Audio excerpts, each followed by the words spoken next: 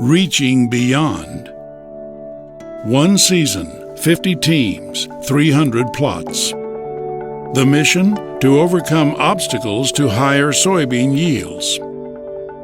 This is our first time in the challenge, or my first time in the challenge at least with our team.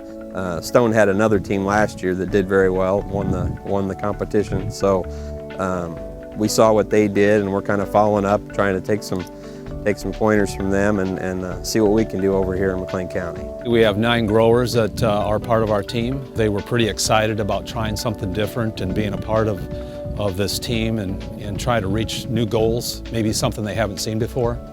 So that's kind of why we decided to do this. AgVenture has always been very good about providing a lot of new information on how to raise crops differently than what we may have previously done.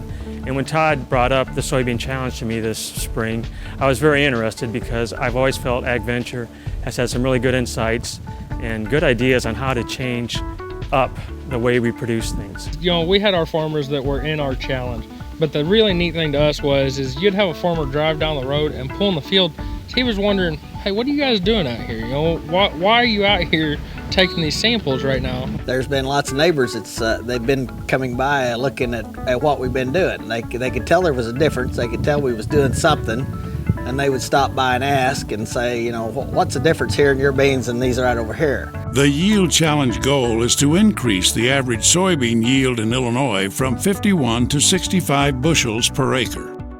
This group that we chose to be part of this team are, been farming all their lives and are a big part of the group that we chose to be challenged and we're willing to take on the challenge. I think all in all, the guys jumped on board and they're utilizing some of those products that they saw some significant changes within their fields throughout their soybean production this year. The competition is a good way to network with our customers and to challenge them and ourselves in terms of, hey, how can we push this threshold on our soybean yields? I mean, because we've done a lot of work in the corn side, but I think there's a lot of untapped potential with our soybeans. Being involved with the challenge this summer added no extra work on my part. The intern that worked with me did all the paperwork. I just had to answer a few simple questions, and I want to say that AgVenture made it very easy to be part of this challenge. I believe that the Soybean Association and the challenge has given us the opportunity to expedite this and put the science out here that will be extremely helpful in the future. A couple things that we did here. One was a soybean seed inoculant. Okay, so what we're doing is just taking a quick dig on the roots and see what kind of rhizobia formation that we're finding on these root systems. We had a fungicide treatment here versus a control over to the west as well. Here we have our treated plants, so let's walk over here just into the untreated and compare. So I'm holding up the treated with the soybean inoculant, and we're taking a look specifically at the nodule formation on the soybean roots themselves. And one thing that we're seeing pretty clearly is the formation of nodules out on the root hairs, which is kind of uncommon. Typically you'll see those alongside the main root system and the taproot itself. So we're seeing some nodule formation, pretty good sized nodules on each of these 3 plants as I'm pointing them out, as compared to our control, which we're seeing typically, that formulation right alongside that main stem. In the soybean challenge this year, the thing we tried different, I've normally used a peat-based inoculant, and in the challenge, I used a graphite-based inoculant. And so we have 4 different test plots, 2 with the peat-based and 2 with the graphite. The challenge plot is a no-till field that has treated soybeans and inoculant added with it. Early on in the seed treatment side of things, the vigor of the seed seemed to be improved more.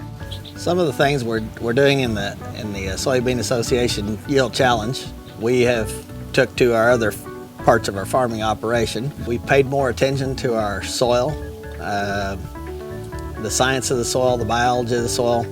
We went out, we've dug roots, we did tissue samples, we did bricks levels, things that we'd never really ever thought about doing before. What I've learned through the Soybean Association Challenge is the data that we've collected is how important soil life is to anything that we do.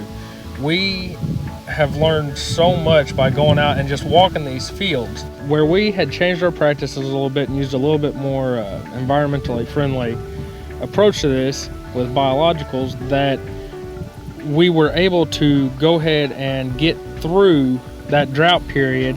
And we didn't produce the best beans in the world, but we produced a crop. You know, whenever you compare 5 bushels to 15 bushels, that's a big difference at the end of the day. I would suggest other people consider getting involved in the Yield Challenge. Obviously it's our first time, or my first time, so it's been a learning experience for me, but there's a lot of opportunities out here to try and enhance these yields. It's a friendly competition. It's an opportunity to look at what you can do in your own field.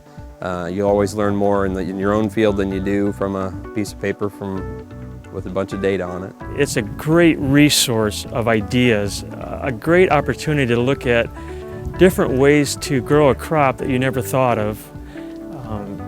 The ideas that were presented to me were really interesting, and if I ever get a chance to participate again, I would definitely say yes. I think it would be a positive thing as other growers got involved. The more information we can gather from different operations and different techniques and practices, I think the more information we can gather and have and use. It's an opportunity for us to learn in the field with our own customers, but even just as valuable is what some of the other participants bring to the table too with their teams and competitors, because we get to see all of the products that they're working with and the corresponding yield that they achieve from those. I'm really looking forward to seeing how these beans did compared to other folks.